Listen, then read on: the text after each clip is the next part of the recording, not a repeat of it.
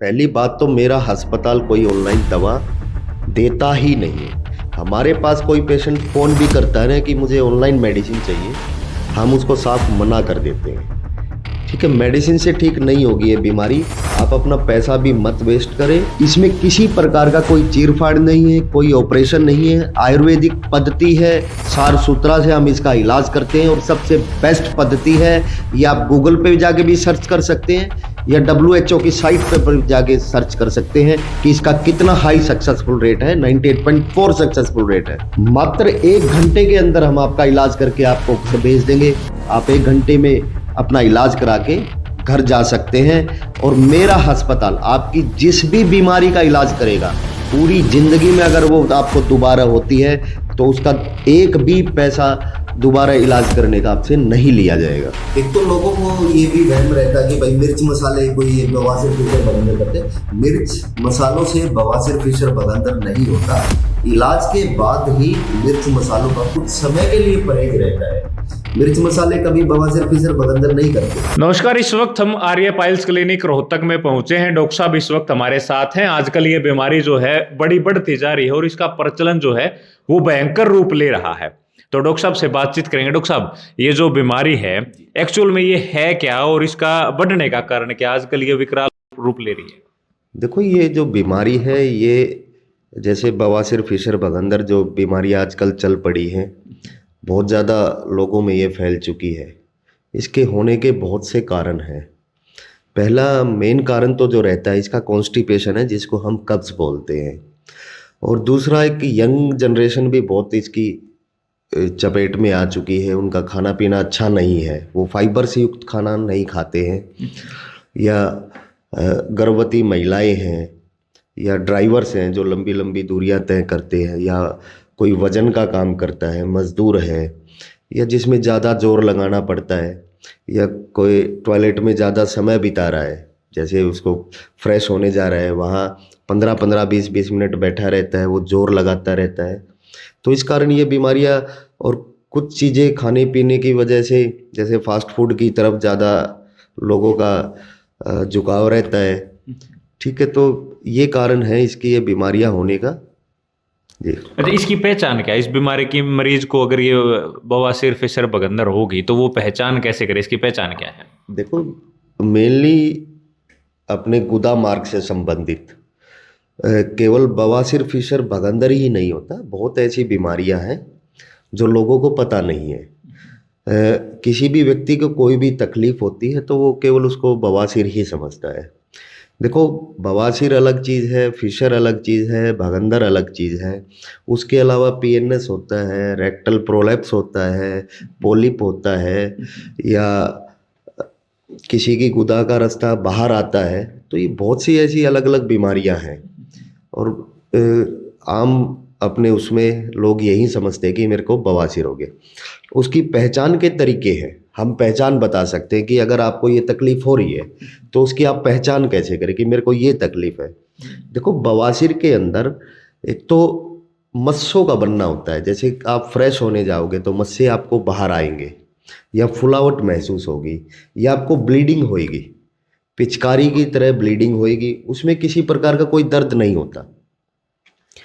दर्द जो होता है वो थ्रोम्बोस्ट पाइल्स में होता है। जैसे आज आप रात को ठीक सोए हो, एकदम सुबह अचानक उठोगे तो आपके गुदा के रास्ते पे किसी का गांठ का बन जाना, एकदम आप सुबह महसूस करोगे कि मेरे को कोई गांठ हो गया, उसमें पेन होएगा, वो थ्रोम्बोस्ट पाइल्स में होता है। उसके अलावा फिशर है। फिशर में गुदा के रास्ते के अंदर कोई चीर लग जाना या किसी प्रकार का कट लग गया, उसमें आपका मोशन फंसेगा, जिससे आप जोर लगाओगे तो वो स्किन जो है वो फट जाएगी, वहाँ से आपको ब्लीडिंग भी होगी। ब्लीडिंग भी वो आपकी पोटी पे एक लाइन लग के आएगी ब्लीडिंग की, या ड्रॉप बाय ड्रॉप ब्लीडिंग होगी। भयंकर पेन होगा। आदमी पूरा दिन इरिटेट रहेगा, उसका दिमाग ही केवल गुदा के रास्ते पे रहता है। इतना भयंकर पेन होता है फिशर में। उसके अलावा बगंदर है। बगंदर में गुदा के रास्ते के आसपास फुंसी का बनना, जिसके अंदर से चिपचिपा पानी या मवाद वगैरह आना, ये बगंदर की पहचान है। PNS अलग होता है, जैसे पाइनोडियल साइनस बोलते हैं हम जिसको, जो अपनी कमर की हड्डी है, उसका जो लास्ट टेल पॉइंट है वहाँ पे किसी प्रकार का फुंसी का बनना, वो किसी के शरीर पे ज़्यादा हेयर ग्रोथ है, बालों का गुच्छा बन जाता है उसके अंदर, ये उसको पीएनएस में होता है, पॉलिप अलग है, ये बहुत सी चीज़ें हैं। अब मैं इसके बारे में बताने लग जाऊंगा तो टाइम। अच्छा डॉक्टर साहब, एक बात बताओ, क्या आजकल जो फास्ट फूड जो है, मतलब हर आदमी का रूटीन का हिस्सा बन चुका खाने का, वो एक अहम अंग हो गया आजकल फास्ट फूड, क्या इस बीमारी का कारण फास्ट फूड भी है? बिल्कुल है जी, बिल्कुल। मेन कारण क्या है, लोग आजकल फाइबर्स की चीज़ें नहीं ले रहे। आप खाने के शौकीन हैं लेकिन उसके साथ फाइबर्स की चीज़ें खाइए, ठीक है। लोग पानी कम पीते हैं, ठीक है, फाइबर्स नहीं ले रहे हैं, या हरी सब्जियां वगैरह हैं, या मौसम के हिसाब से फल हैं वो नहीं खाते, या टाइम पे खाना नहीं खाना, ठीक है। टॉयलेट में ज़्यादा देर तक बैठे रहना है, फ़ोन लेके टॉयलेट में जाते हैं, उनको यही नहीं पता कि उनको आधा घंटा हो गया है या 20 मिनट हो चुकी हैं। तो ये चीज़ें हैं। तो इससे बचाव का कारण यही है कि भाई आप फाइबर्स ज़्यादा लें। आप कहीं भी जा रहे हैं, आप किसी शादी में ही जा रहे हैं आप, भाई उससे पहले, खाना खाने से पहले आप एक प्लेट भर के सलाद खा लो, फ्रूट खा लो, क्योंकि वो फाइबर्स चला जाएगा। उसके बाद जो भी आपका मन करे वो खाओ आप।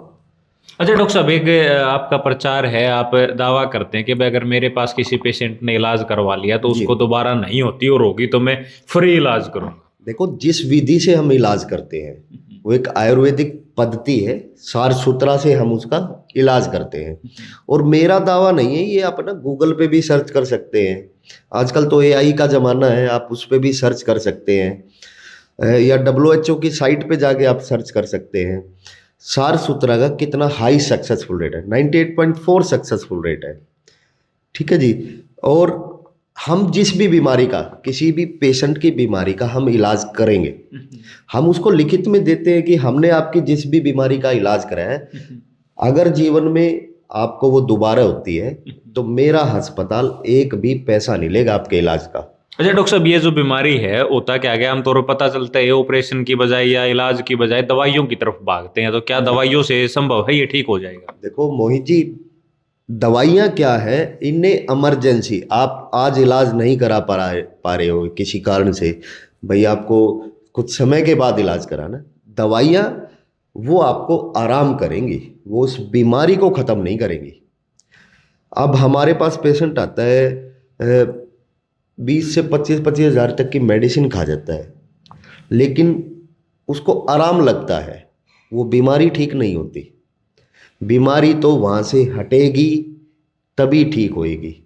और इतना तो इलाज में भी पैसा नहीं लगता, आयुर्वेदिक पद्धति है, सबसे बेस्ट है, किसी प्रकार का ऑपरेशन नहीं, कोई चीर फाड़ नहीं है, ठीक है। और बिल्कुल सस्ता इलाज होता है ये आयुर्वेदिक। लेकिन सर, लोग आमतौर पे डरते इस चीज से हैं कि जाते ही इंजेक्शन लगेंगे, ऑपरेशन चीर फाड़ करेंगे और छुट्टी जो है वो कई दिन में मिलेगी हॉस्पिटल से। नहीं नहीं, हम तो देखो, हमारा जो इलाज का टाइम है 10 मिनट का है जी, 10 मिनट में मरीज का इलाज कर देते हैं, घंटे भर में उसको उसका इलाज भी करके उसको घर भेज देते हैं।